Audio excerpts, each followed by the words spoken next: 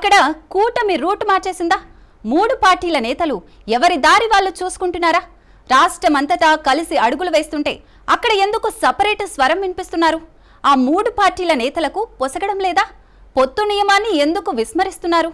ఎవరి తీరు వారే అన్నట్లు ఎందుకు ప్రవర్తిస్తున్నారు?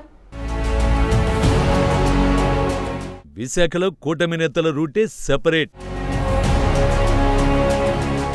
ఎవరికి వారే యమున తీరే అన్నట్లు నేతలు. తీవ్ర అసంతృప్తి వ్యక్తం చేస్తున్న కార్యకర్తలు.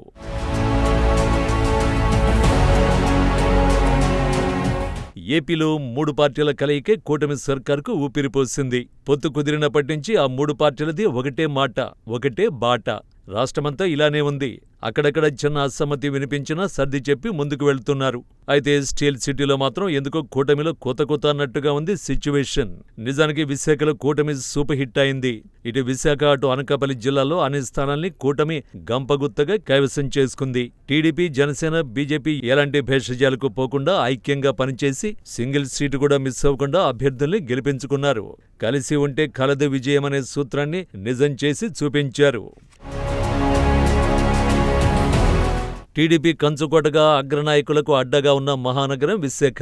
నిత్యం ప్రతి ఎన్నికల్లో విజయం కైవసం చేసుకోవడం కోసం ఎన్ని పార్టీలు ఎత్తులు పన్నినా టీడీపీ పార్టీ కైవసం చేసుకుంటుంది.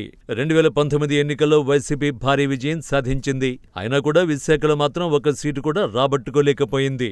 అధికారంలోకి వచ్చాక కూడా విశాఖలో పట్టు కోసం పార్టీ తీవ్ర ప్రయత్నాలు చేసింది.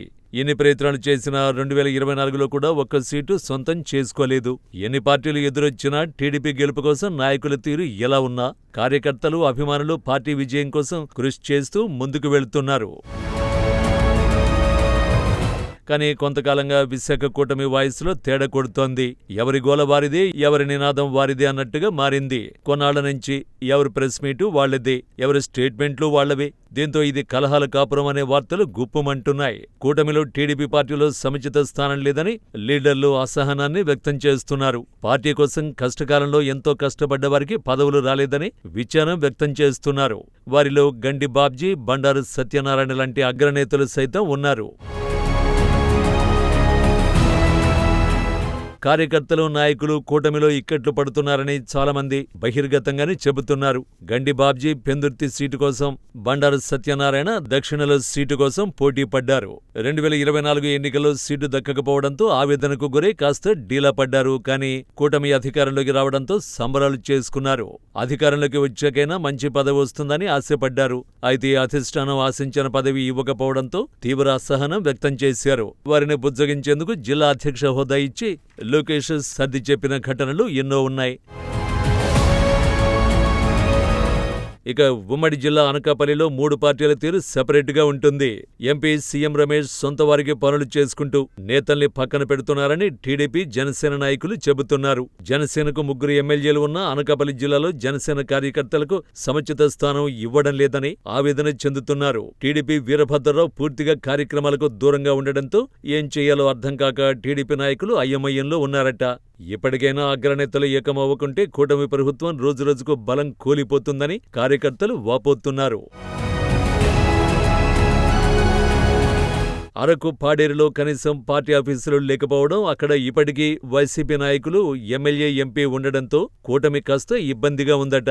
జనసేన నాయకుడు పవన్ రాకతో కాస్త మార్పు వచ్చే అవకాశం ఉన్నా కొన్ని చోట్ల ఇప్పటికీ ఆ ప్రభావం లేకపోవడంతో ఎక్కడి సమస్యలు అక్కడే ఉన్నట్లు ప్రచారం జరుగుతోంది. పార్టీ నాయకులు ఒకసారి ఆలోచన చేసి అల్లూరు జిల్లాలో కూటమి పటిష్టంగా ఎదిగేలా చర్యలు తీసుకోవాలని సగటు కార్యకర్తలు ఆవేదన వ్యక్తం చేస్తున్నారు. ఉమ్మడి విశాఖలో కూటమి ఎన్నో విభేదాలతో సాగుతోంది. ఇప్పటికైనా అధిష్టానం విశాఖపై ప్రత్యేక దృష్టి పెట్టి కార్యకర్తలను, నేతలను ఒకతాటిపైకి తీసుకురావాల్సిన అవసరం ఉంది.